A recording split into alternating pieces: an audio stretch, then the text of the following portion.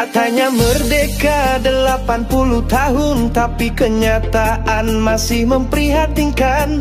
Tanah dijual, rakyat diusir, orang kecil terus disingkir.